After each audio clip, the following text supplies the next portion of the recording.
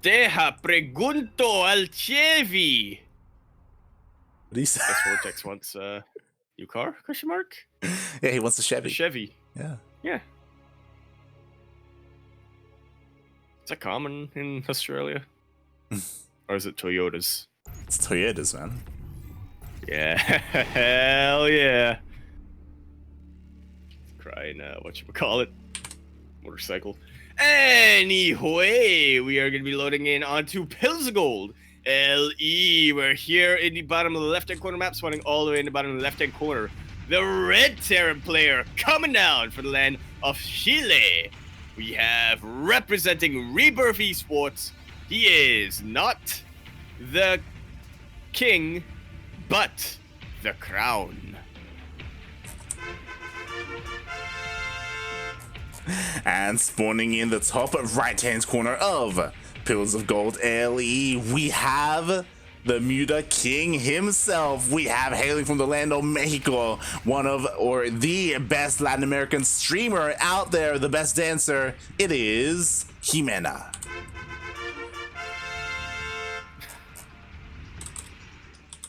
You know, I only just managed to forget about that stream. Now you gotta bring it back up. I am never. That image is burned into my mind. Of Jimena Atura Duran Silencio. Rising. Rising. Oh god. For those wondering, a couple of months ago, Jim did a stream where he cross-dressed as a girl. He put on lipstick. He stuffed his bra. He went. Oh yeah, he put effort into that. He didn't just get a wig. Yep. He Which like. you always gotta admire, you know. Yeah. He went all out. You know, he committed to it. And I will never. That's burned into my brain. I wake up at night just shaking. Like, oh god. And then, funnily enough, the stream after that, he took the wig off and he shaved his head. He did. He shaved it. He shaved his head on camera. He did. He shaved his head on. Fun fact: he actually shaved his head again, like a week ago. Recently, dang. Yeah. Oh god. Look, it's a rough life as a streamer. Yeah, he's crazy. He does what he's got to do, you know. Exactly. This is why, guys. You know, you gotta invest. This is why he's like the probe of Latin America. You know, he's in more ways than one. They need to get together. Oh, can you imagine them going to an anime convention? Oh, yes. They did. They can have like a photo session as well. Dude. They would go as those two maids from what is it, ReZero that you have the two maids? Yes. There we go. The twin blue-haired maids, right? Blue-haired. Yeah, the one with blue hair, one with pink hair. That's what they got to go for. There you go. Although, let me just put this out here. Probe definitely the pink hair. I just want to say, oh god, what was my like line of thinking going? I didn't even made this. My brain is melting from this conversation. Well, I'm liking the 2-on-1 coming out from Crown. Yeah, back to normalcy, right? You know, it's a 2-1 into a fast start CC. Oh, I don't know if it was a 1-1 into a fast. The last one. Yeah. Yeah, it was more of a 1-1 into a CC into a second one. Oh no, not a second one. Into a 2, and now we're getting the final 1. That being that starport. Oh, that we are. Meanwhile, Jim is going for a very fast lair, and I was talking about him. There's a reason why they call him the Muta King, or the Muta Queen, I should say, as 4 gases are on the way. Mate, we're gonna see the Spire as soon as that lair finishes.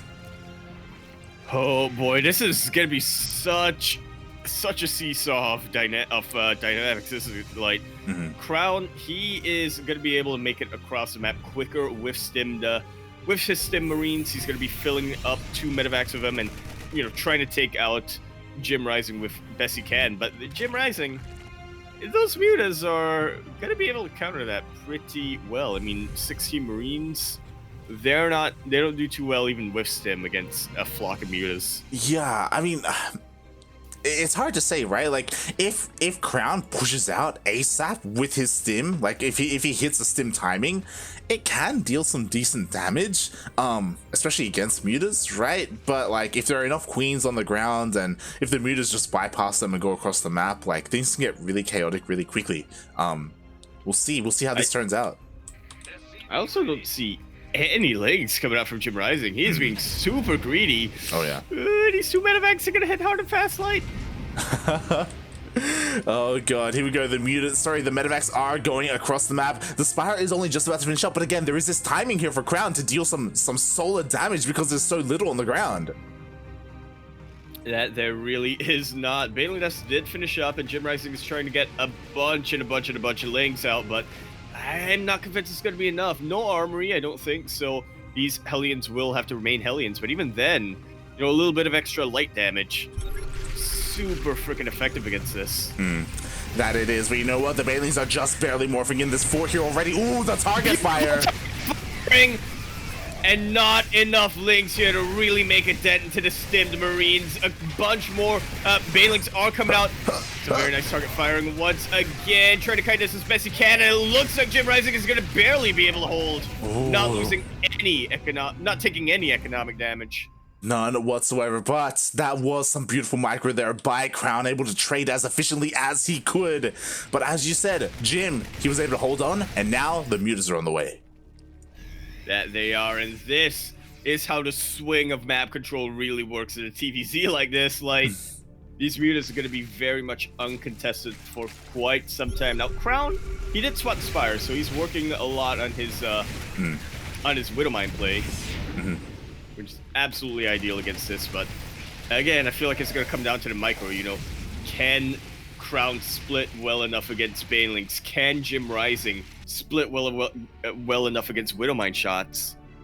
Yeah, that's going to be the question. I mean, when it comes to at least target firing the Banelings, we know that Crown is on top of that. But as you said, it's going to be all about the splits. It's going to be all about, you know, trying to stem the tide of Jim because, again, he's committing so hard to these mutas. We have another round coming out. We have +1 fire attacks on the way as well. Like, soon, it's going to be so difficult to make any of these drops happen. It really very much will. Crown, he's got to turtle up for a little bit longer. You know, build up his forces, work on them upgrades, and then try to, you know, hit some kind of timing, which Jim isn't making easy on him. Yeah, not at all, as Jim is starting to get out of control. Like, he's getting into the swing of things. The 4th base is on the way. The creep spread is connecting all the bases. He has map control with this giant flock of mutas. And now we're going to see how good, like, the defenses are for Crown. Oh. Alright, well, not too many Widowmines in position here. Oh, what I'm trying to burrow, not quite getting it. Not sure where all these Widowmines are. I imagine they're in the front with this army. Yeah, they're trying to burrow. Oh, a couple of them in the main base, but not quite in position. I just now realized we don't have game hard. Nice little mine connection, but unfortunately also takes... Oh, look at all of that friendly fire! Oh god, the medevacs do get taken out due to that friendly fire, but a lot of mutas were taken out as well, so kind of these like back and forth trades with the Widowmines, but at the end of the day, the mutas are still here. And they are still going to get quite a lot of damage done. 19 SCVs taken out right there for Crown. That was a very nice Widowmine hit. You know, it takes out 12 beatless in total, but I feel like the damage has already been done. I mean, JimRising, okay, he is committed to the muta still. He's getting +2 flyer weapons. Yeah. But I feel like I'd much rather lose mutas than workers here.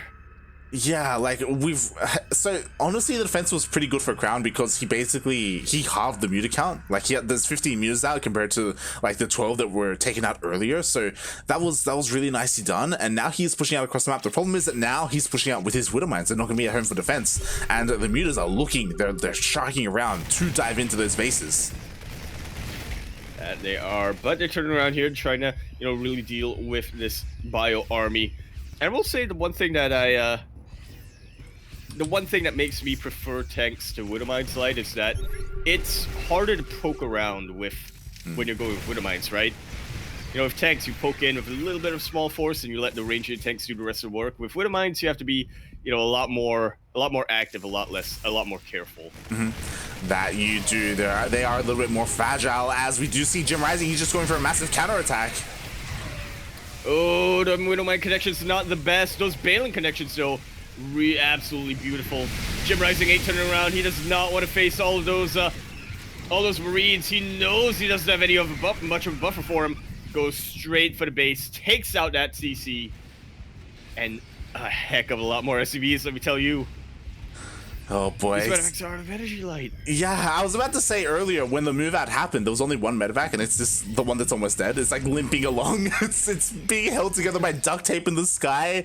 Oh god, because of that, like, this army, it's just so fragile. It's barely got any energy to heal the units. Like, they're already overstimmed. And he's viewed as out for a vengeance, question mark. Thor is gonna help somewhat, but a single Thor is not gonna be able to do too much if JimRising can, you know, position his Mutalisk well enough. Two Thors is when it gets really scary, but one Thor, not much of a threat. So many Banelings. JimRising, he's looking to donate them just to take out the base once again. I don't know how worth it that was. He's so comfortable economically. Yeah, I mean, to be fair, he is, right? Like, he's working on a 5th base. But that was a pretty big gas investment. That means that now there's no defensive banelings whatsoever, so there is an opportunity here for Crown to deal some counter damage. And he is looking to take it. The bulk of this defense right now is in these Mutalisks. There's not much of a buffer for them. It's still going to be a while before these banelings come out. 36 Zerglings are in the way, but I'm just thinking, how much damage can Crown do in that time? He is not held back. He is not, but you know what? He's giving him time. Like, he's busy, like, pre-splitting. Like, he's getting ready to engage and meet the army. And because of that, that has allowed JimRising to get those banelings up and running. Yeah, again, this is a bit of the trouble with going mines instead of tanks. You know, he does have to be this much more careful. He doesn't quite know what the army is looking like. Beautiful pre-split, though, I will say. The bulk of those Widow Mine shots being taken on just a handful of Zerglings, but still very heavy Bioforce. I think we'll get a bit of a base race here, Light, and I have to favor JimRising in it. He is camping that production. Exactly. It's all about the mutas. They're just dealing so much damage, and there are just so many of them. Meanwhile, defensively, there aren't any Widow Mines, so there's no way to stop the mutas. Meanwhile, JimRising is working on those banelings, enough to hold against the Bio of Crown. He doesn't even need much of a buffer. Even the SUVs being pulled here because he knows that they're not going to be doing much back at home. Exactly, and we do see that. Oh, nice hot pickup. Yeah, like, again, Crown, he's microing so well, it's just like he barely has anything to work with. Yeah, there's only so much you can really do here, even if you are Bjorn. Exactly. Good game, well played. JimRising going to be taking that series 2-0, going off to face Nano.